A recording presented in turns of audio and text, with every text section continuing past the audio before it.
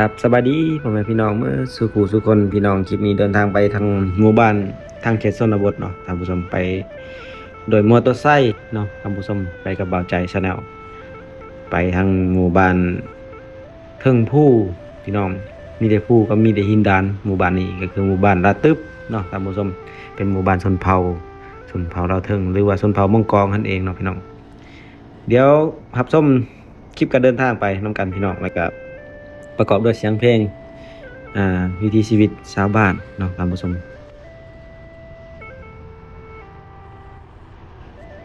ระยะการเดินทางมื้อนี้ประมาณ7ลักหรือ8ลักพี่น้องใส่น้ำมันรถจักรไปช่วงนี้ก็น้ำมันแพงท่านผู้ชมเลยลิตรหนึ่ง40ปลายพันพี่น้องงบในการทำคลิปแต่ละครั้งประมาณ3-400 บาทพี่น้องแต่ว่าบ่ทิศนี้บ่ได้เงินจาก YouTube เลยท่านผู้ชมเลยบ่ทิศใจมักในการทำคลิปอยากไปเที่ยวทางเขตชนบทกับว่าแม่นพี่น้องได้ไปเฮ็ดคลิปพร้อมไปถ่ายวิถีชีวิตเนาะถ่ายการดำรงชีวิตกิจกรรมยามแลงหรือยามเช้าพี่น้องในหมู่บ้านให้ท่านผู้ชมทางฝั่งไทยฝั่งลาวหรือว่าต่างประเทศรับชมนำกันนะท่านผู้ชมคลิปนี้ก็เดินทางไปด้วยมอเตอร์ไซค์นั่นแหละท่านผู้ชมฝากกดไลค์กดแชร์กดติดตามกันเด้อท่านผู้ชมเป็นกำลังใจในการเฮ็ดคลิปแต่ละครั้งใช้ต้นทุนในการเฮ็ดคลิปคือกันแต่ว่าบ่ทิศบ่ได้เงินจากช่อง YouTube ดอกพี่น้องบ่ทิศใจมากเลยดนๆไปเทื่อนึงเนาะกันไปดูก็บ่มีเงินใส่น้ำมันคือกันท่านผู้ชมอันนี้ก็ไปกับเบาใจบางครั้งก็ออกกันน้ำมันเนาะพี่น้องกินอยู่บางครั้งก็ฮอดทางแวะเข้าหมู่บ้านบ่ได้ออกพี่น้องผู้นึงออกผู้นึงมีเงินก็พี่น้องมีห้องเรื่อยนั่นแหละอันนี้กำลังเดินทางเข้าหมู่บ้านพี่น้องอยู่ใน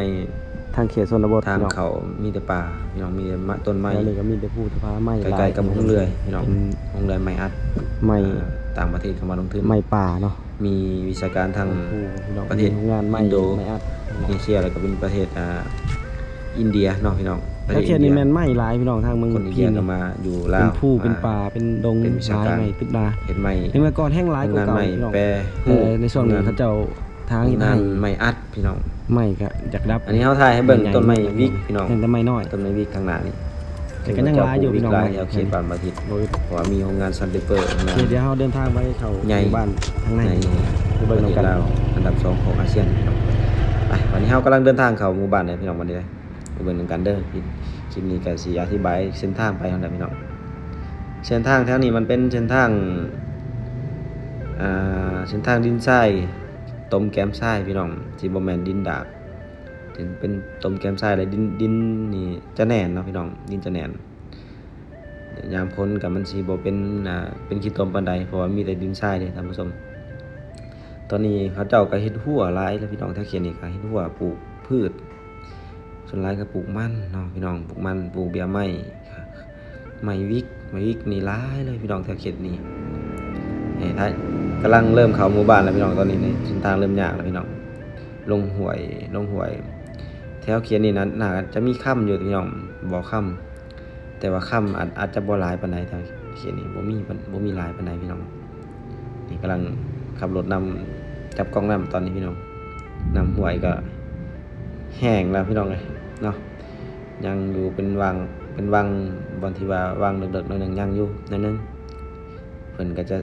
มาตักน้ำใช้แถวเขตนี้แหละหมู่บ้านไงพี่น้องเป็นดินทรายเห็นบ่เป็นป่าในเมื่อก่อนนี่แถวเขตนี้เนี่ยจะเป็นดงตึ๊บพี่น้องเป็นตาย้านเนาะพี่น้องแต่แถวเดี๋ยวนี้มันแปลนแล้วพี่น้องคนดำรงชีวิตคนทางไร่ทางสวนเฮ็ดห้วยสวนหลายพี่น้องเลยแปลนหมดแล้วแถวนี้พี่น้องบ่เป็นตาย้านแหละคนเที่ยวก็หลายนะพี่น้อง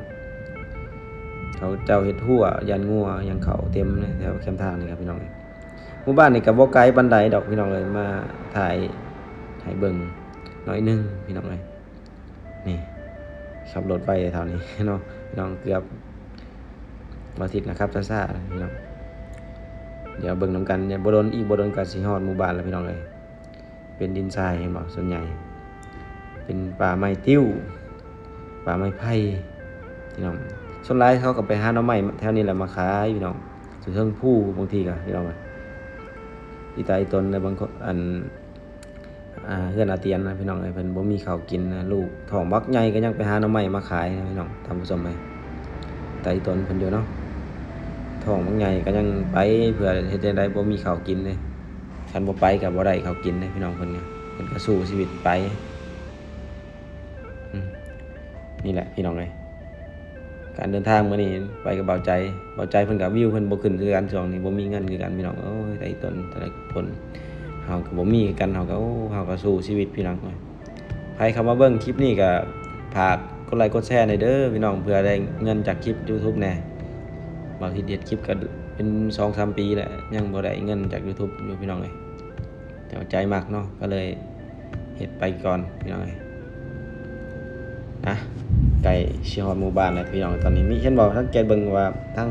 เส้นทางไปก็เป็นหินดานเป็นหินที่ว่าหินคือหินภูเขาไฟนะพี่น้องหินดานหินหยังหลายอย่างเลยพี่น้องเอ้ยเนาะนี่ก็สิฮอดหมู่บ้านแล้วพี่น้องเอ้ยบัดนี้นี่ฮอดเฮือนอาเตียนแล้วเดี๋ยวบ่ทิศสิถ่ายเป็นคลิปหนึงต่างหากเด้อท่านผู้ชมเด้อเฮือนอาเตียนนี่เด้อเดี๋ยวเบิ่งนํกันเนาะอยู่เฮือนซ่านเพิ่นเป็นตาอีตนเด้อพี่น้องเอ้ยเป็น EP 2เด้อคลิปนี้เด้อพี่น้องเด้อ